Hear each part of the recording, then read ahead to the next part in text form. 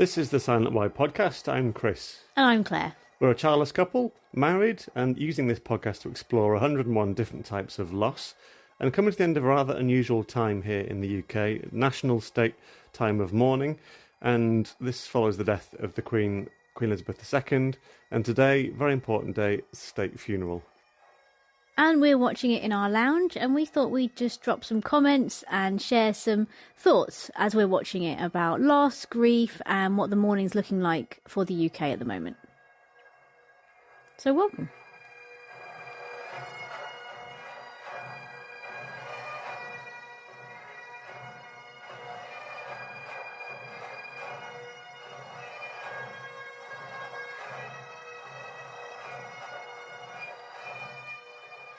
Okay, so the first bit we're watching of the funeral is the procession of the coffin going from Westminster Hall to Westminster Abbey. And there are what could be hundreds of guards, navy, I don't even know the names of them all. They've got busbies on, they've got feathers on, they've got ornaments. And then there's the royal family walking behind the coffin as well. And it's a very British scene with the bagpipes playing at the front, and I think it'd be incredibly moving to watch, and you can see people standing just very still and silent as they're watching it go past. I'm thinking if I was there I'd be quite emotional at this bit, because it really feels like the funeral is starting and there's a sort of solemnity about the whole thing. But it's just really, I think for a lot of us it joins us with memories of London, and for me being there as a child and seeing the changing of the guards, and it was always a very special moment looking for royalty as they might pass by and seeing Buckingham Palace, Horse Guards Parade. It's just really special, and I feel like this brings it together and makes you really realise again what's been lost. The fact that we've lost a monarch that's been there for so long. And it's just a really special moment, and the music's amazing. So it's a really kind of very British start anyway. All of us will have experienced, won't we, a funeral, whatever age we are, and we'll have memories of what that looked like, what that sounded like, what it felt like. And so to see this on this scale just makes you realise what an impact this member of the royal family's had for so many years, but for it to be marked in this way with her funeral is something else. I mean, it's just immense to see. When you mentioned London, this being the capital, this is central London on a Monday morning. Normally these streets, these roads would be full of noise, full of traffic, coming, going, the sort of the hustle and bustle of a city on a morning. And today it's just silence other than the piper band and the procession. You just sense that there's stillness, there's quiet, and all of that because of loss, basically. And you can hear Big Ben in the background. I think you said he's striking out every minute for this bit, so that's something you wouldn't normally hear as well.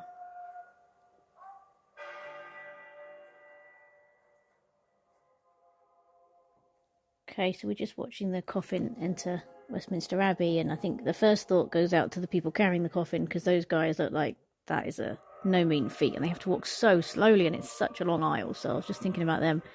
But then we saw the family coming in afterwards, and I think you can see, how it affects people when you have to walk behind a coffin.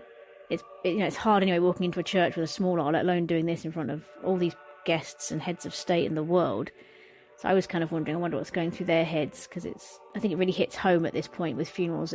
That person's gone and you're about to say goodbye, whereas she's been with us in some way. People have been visiting her all week. It felt like she was still here, but at this point she physically kind of will start to vanish from our view. And as we were watching the family come in, we saw that George was there as well, William's son, who's 9 years old. And I think it hits you then not only how beautifully behaved he is, he's amazing, but also how young this duty sets in with him being a future king. Already he's being prepped for this, and I think it's a healthy thing for him to be involved at this level, to see the respect and the mourning and the procession and what happens. But that's not an easy thing to do at that age.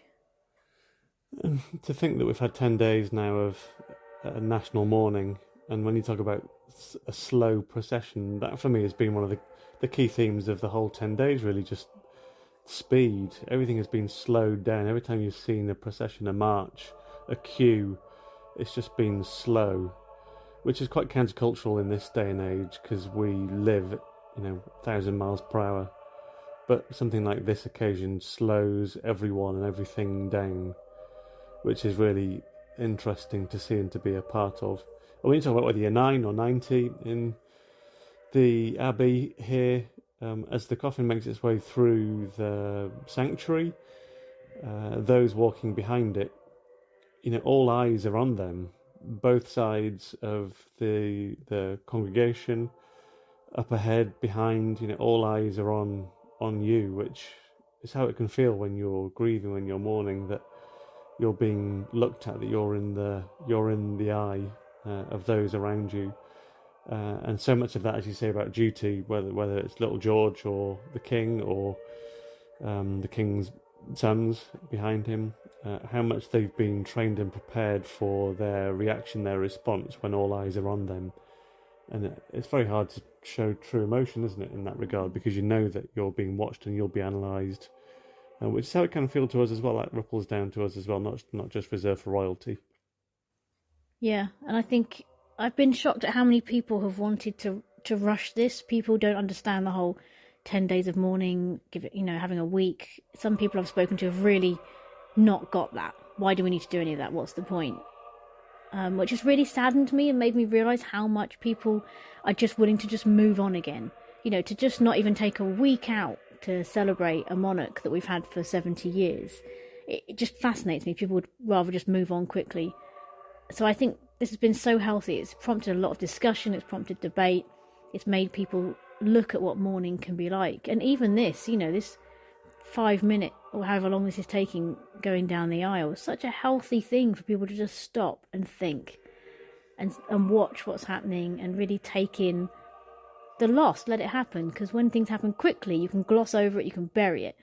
But when you actually have to sit with it like this, it makes people uncomfortable, I think. And it's a good place to be, because it makes you start to think about what it is that's going on. It makes it sink in. It creates memories. So for the rest of the lives of all those that are part of this, even those watching, as we are watching on a screen from a distance, you'll remember this for the rest of your life. And when people refer to Queen Elizabeth II, you'll remember this moment. So even being there, if you rush past it, you don't take much of it in, and you're affecting yourself, you're impacting your memories and the shape of your future. And I think people who have chosen not to watch it, and there'll be a lot who will be doing it just, to make a point, I think that's a huge mistake. I think people will regret it because of the moment it is in history. Nothing to do with whether you like the monarch or not. This is a massive moment in history for the world, and to be able to say you saw it, even if it's 30, 40 years' time, I think it's a big thing. And if we'd have had children, I'd have really wanted them sat here with us to be like, I know this feels boring at that age, but this is a big thing. And I know that when you're older, you will talk about it with other people. We were there, we watched it, our parents made us watch it. And you just kind of unite with that British culture for the first time, maybe.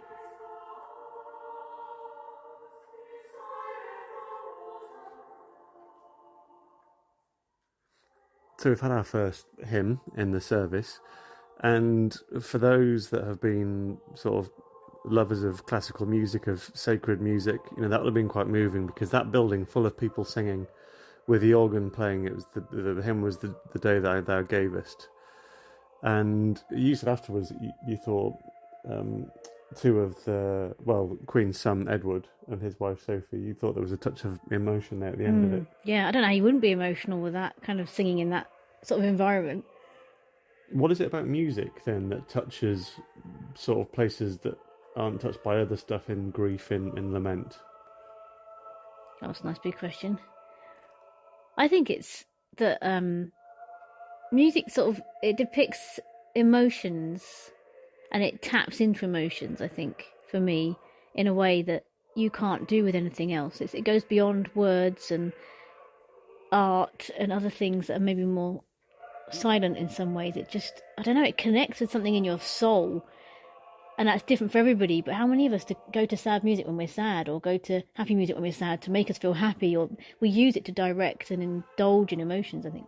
Yeah, to bring those emotions out, for sure, and particularly when you're immersed in it, when you're in a place or a space where it surrounds you, then yeah, it can be overwhelming. I think one thing that's so powerful about this whole thing is there's so many dimensions to it. You've got the grief and the loss and a family at the heart of it that are just mourning the loss of a grandma or a mother or a great grandma. And then you've got this ceremony that's, huge. It's not to everyone's taste, perhaps. Then you've got the spiritual element, you've got the God element, which, for some people is powerful because she was so dedicated to her faith. For other people, that means nothing. And then you've got the security level. We're just reminded of that by seeing some of the guards standing around within the Abbey, which I don't remember ever seeing to this extent before. And you just think of the massive security element that's being covered. Someone said that they were covering London from the sewers to the skies this weekend because the security threat was so high with so many heads of state being in one place.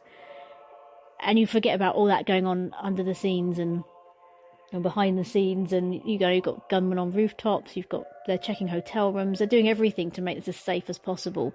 And so you forget that these mourners, this family at the heart of it, are not only mourning and trying to be sad, but they also are needing to keep safe. So they're constantly being briefed on security things, they're constantly being told where to be, where to sit, they've got people with them all the time. It's not your average funeral.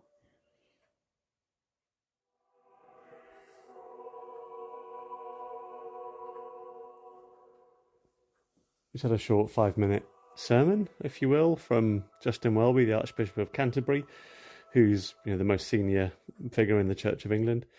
And I turned to you and said afterwards, do you think the Queen had any say on what he spoke about, the themes of his message, which was very Christian faith-centred? And you said...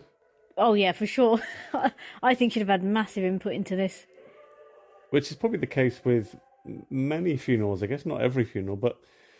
If you had the decision to be involved in the planning of your funeral, the content of it, not just the who does what, but what are the themes? What are the themes of the songs? Whether that's secular or non-secular, what are the themes of the readings, the messaging? What message do you want to send out at your funeral? That's something to think on. That's something I've not thought about, but it's something to think on. Well, it's something that, like in that Let's Chat I had with Evelyn, she said, you should be picking your songs, you should be choosing what you want there because that's how it best represents you. So I think it's an important thing. And like she said also, funerals are for the living, they're not for the dead. It's the living that mourn through them, grieve through them, connect with it. And I think Queen Elizabeth would have known that and would have wanted those that were there to get a certain message come across. And so far there's been quite a strong message that death is not the end and that there is somebody above the leader, our leader. She believed in God, and that's been quite powerful.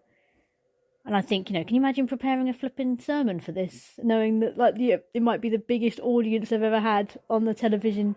That's just, I don't know what you even prepare for that. That must be terrifying. Well, some newspapers are suggesting that the audience could be, upwards of 4 billion people. Yeah, that's a lot of pressure for the sermon right there. Well, everyone reading, everyone participating, to think that there could be 4 billion people watching this is just incredible. Fascinating. Also, the other thing that's made me realise is events like this actually make you connect with your history a lot more.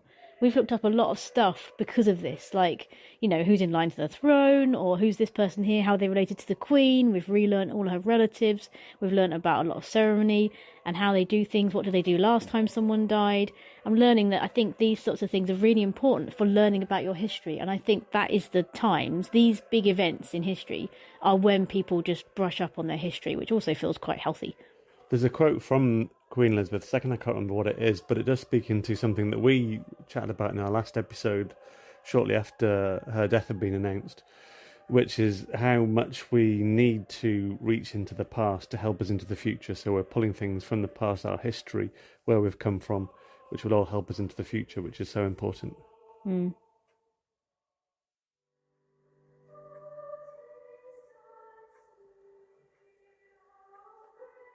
Okay, so I just want to say something about these church services, because I think if people are watching these church services that we have on TV here, they might think that every British person who says they go to church is doing this every week. And obviously not on this scale, on a smaller scale, but this is not our kind of church service, is it? I mean, it's lovely and it's beautiful for what it is, and there's some lovely messages here. But, if we were to have a funeral for one of us, this is not the kind of format we would choose. And a lot of people don't have this kind of format for their services in Britain. Is that fair to say? Yeah, you can't doubt the heart at the centre of it, but it's high religion, isn't it? It's very religious. Everything in terms of the history, the pageantry, the outfits, the attire, the words. I know it's at the Queen's choosing. Even the readings from the Bible are from the King James Version, which is very old, very traditional.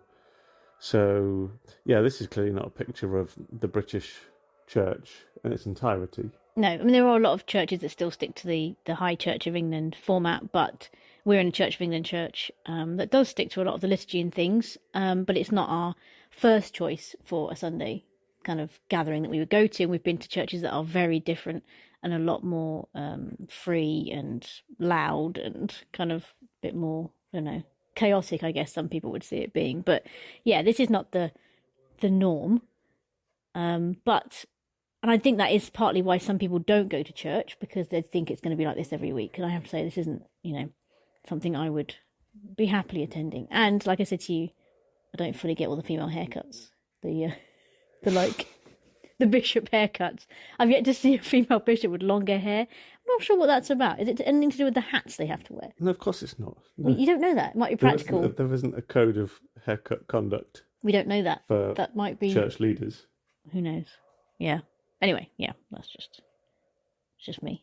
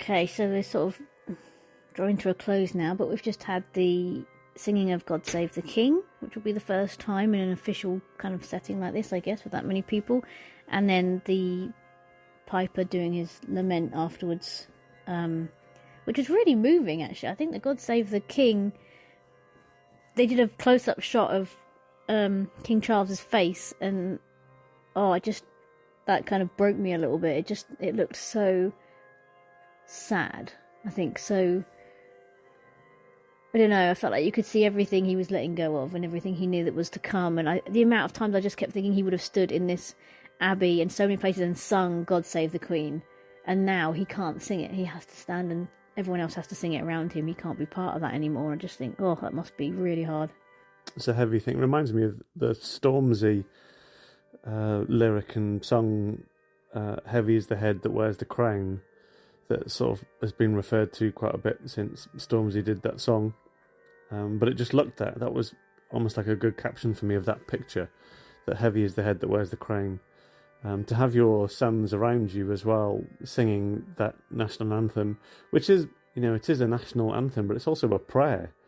In a sense, it's a sung prayer. And during the service, there was the second verse, which is really rarely, very rarely sung or referred to, which even more so has the elements of a prayer of calling on God's blessing to send out this king, to do God's bidding, really. And to see the atmosphere in that Westminster Abbey building with the trumpets, the buglers, the organ, the singing, would have just been huge, really overwhelming.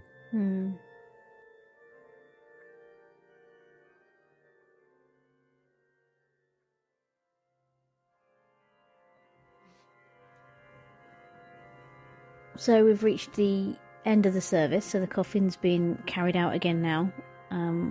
One of the things I've really appreciated, I think, about this whole process has been the level of respect that there is. I don't know that we have much respect left in our society nowadays. I think a lot of it's eroded away. People talk about respect for the police having gone, respect for the media, respect for our politicians. There's just so much of it that's not there. But this whole process, I just love watching the level of respect. When the national anthem was being sung, the guards were saluting. As the coffin moves past the military, a lot of them will bow their heads. There's this just beautiful level of respect for what it is that's happening, and I think that's just been, I don't know, something, it just feels very satisfying in me for some reason. Before the end of the service, there was that silence. Was it a minute or two? It may have been 2 minutes. And during that on the TV, they used the opportunity to flick round to various places across the country where small or large crowds had gathered to watch the service on a big screen. And even in that moment, I think what you're saying about respect, to see so many people there with their eyes closed, just the silence, the stillness, heads bowed, was really moving to see the impact that this is having on a nation. At the same time, there are many people that are choosing not to participate, almost in protest. They're going about things intentionally ignoring this, which makes me think as well, yes, about the respect thing, but about how willing are we, how gracious are we now with doing things that we don't want to do, to join in with things. Even members in the church there, Westminster Abbey, being part of that service, there'll be many people there that would have been singing or not singing things that they don't believe in, don't mean, don't want to. Some will have not sung at all because they don't agree with the words or what they're singing, joining in with prayers, Bible readings, etc. But many would have been joining in with stuff maybe against their will, just because of respect and honouring their tradition. And that echoes out throughout society, doesn't it? With us, with our friends, with our family members. How much willingness is there within us to do things, to be part of things that we're not really wanting to do or be a part of? And to just respect things that might not have impacted us, but have impacted others. So, I know that for generations who might be, I don't know, under 20 years old, they won't have any clue of what this monarch has actually done for our country, the time she's been there for. They'll hear the word stability over and over. She's been stability. But they haven't been through any of those tumultuous times when that stability was needed. Indeed, we haven't even really with our generation. So I think it's also trying to appreciate what other people are appreciating and joining with them. It's all about coming alongside grievers, isn't it? We talk about coming alongside them and sitting with them in the pain. And this is about us sitting with people who have known the pain of previous times when she's been there, and now they're grieving, and we might not fully understand it, but we come alongside them to grieve with them. And again, I think we're losing that in society, and it's such a shame. It's such a valuable thing, and it's what builds empathy, really. And once that is completely gone, it scares me what kind of culture we're left with, especially how grief and lament and sorrow and all these amazing things, how are they going to be handled if all that is gone?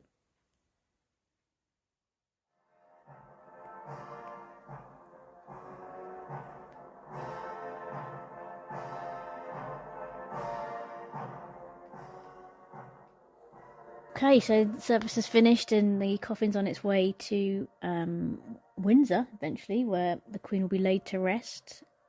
What's your overriding final thought, do you think, on the whole process, the last few hours, few days, week? Well, certainly the last few hours, and the funerals, it'd be about power, I think. Just an impressive display of power, whether that's of status, of group action, music, volume, words that were said. It's just been a real display of power, I think, and that as part of setting a scene of grieving, of mourning, is quite something to behold.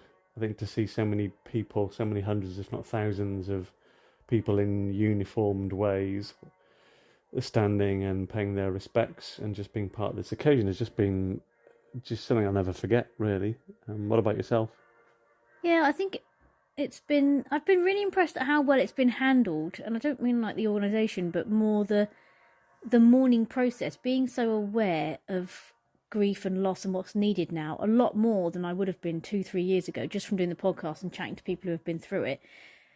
I found this really impressive because I feel like we've had that time of being able to watch people going to visit the coffin or people having been themselves. We've had a long gap to just think about it and do that whole I can't believe she's not here anymore, which I think happens a lot with when you lose somebody. We've had the service that's been a real testament to her. We're seeing all the respect, all the people want to say goodbye. We're seeing all the countries that were involved in that coming together at the end here now, represented across the military. And I think it's just been I feel like it's walked me through what a mourning process should actually look like. Yes, on a massive scale, but this is something we can boil down to our own little losses, whether bereavements or otherwise. And I think now I've got that common feeling that you get sometimes after someone's died, where after the funeral, there's this sort of rising fear in you of what next, because you know that from that point onwards, life goes back to normal for so many people. And you're left with that loss. And although we aren't feeling it like the family will be, it's that sort of, that's it, it's over. Like all the procession's finished, all the lying in state is finished. She will be in her final resting place. She will just be another king or queen on a list. And we move forward. And that's always a bit frightening because that involves a lot of change. And I think the whole country will be feeling that a bit. But that is exactly what happens when you lose somebody, when there's a loss, or when you lose something. So I think for me, it's been a really great example of how we can mourn things, how we can, put what it is that we've lost lying in state somewhere, have it around you for a few weeks, visit it. I don't know, there's so much I feel like I can take from it. So it's been really helpful. I like that, certainly. I agree with that. I think as you were speaking, it made me think of the framework that we've got to consider the funerals that we're going to be a part of in the years ahead, because they are coming. We are going to be attending a number of funerals in the next 10 years. And we don't know when, we don't know where they will be. We have both sets of parents still alive, still with us, thank God. And this just gives us a really interesting framework for how things can be done on this sort of scale, and with uniting families, with time set aside, where we look and what we do during times of mourning, certainly on this national level. It's been really interesting to take notes from it for our own personal lives and funerals to come. Yeah, I feel like whoever's organised all of this has really, because how do you walk a nation through grief? I mean, that is a fascinating concept in itself, but whoever's done that has really thought it through, and I think have done a really good job for those that wanted to engage. But equally, it hasn't been in your face so much that if you don't want to engage, you didn't have to. So I think that's been a really nice balance. So yeah, a lot to take out of this going forward, and a lot people can learn from it to help with their own lives. We were talking this morning about funerals, weren't we, and how many we'd been to in our life. And when I look back across, I think we counted up nearly 15, 20 funerals that I've been to. When I look back across them, they were all so different, and everyone handled them all so in completely different ways. And this gives me a framework, I think, for kind of looking at those and, analysing what they were like and how they felt and what I may or may not have dealt with back then, and then moving forwards and how I would actually handle and look at funerals and things in the future, which is, again, really helpful. When I die, if you're still alive, do you think 4 billion people will be watching? Yeah, I mean, I would do my best to live stream as much as I can for our 15 YouTube subscribers. They'd appreciate that. I mean, by then, obviously, I might have like 40, but I would definitely be putting it out there for people to come and be a part of. So there we have it. A rather unusual episode as we conclude the period of mourning, national period of mourning of 10 days. With today, there's the funeral that's just happened. There's another service at Windsor a bit later on in the day, and then another private family service this evening. So quite a lot going on today for the family and those closest to the Queen and now the King. But Yeah, it's been really interesting to spend these last couple of episodes. As we said at the start of this episode, that we are a podcast that explores whether hope can be found in all types of loss. Got a mission to explore 101 different types of loss. Never thought we'd be doing the loss of a queen, but that was the last episode. So really interesting to be able to share this experience with you. Thanks. You're welcome. God save the king. If you want to find out more about the Silent Why podcast, you can look online at thesilentwhy.com. I nearly said podcast, and the thesilentwhy.com is our website. You'll find all about us and our mission, why we're doing it, where we're up to in that mission. And then there's the social media feeds as well. You've been putting out quite a bit of royal stuff. And the last couple of blogs that you've done have been really beautiful. So well worth checking out Claire's last couple of My Whys, which have been released in the last few weeks. So do take a listen to them as well. And find all our social media stuff. Just search for the Silent Why pod, and you'll find your way to it. God grant to the living grace, to the departed rest, to the Church, the King, the Commonwealth, and all people, peace and concord, and to us sinners, life everlasting. And the blessing of God Almighty, the Father, the Son, and the Holy Spirit, be among you and remain with you always.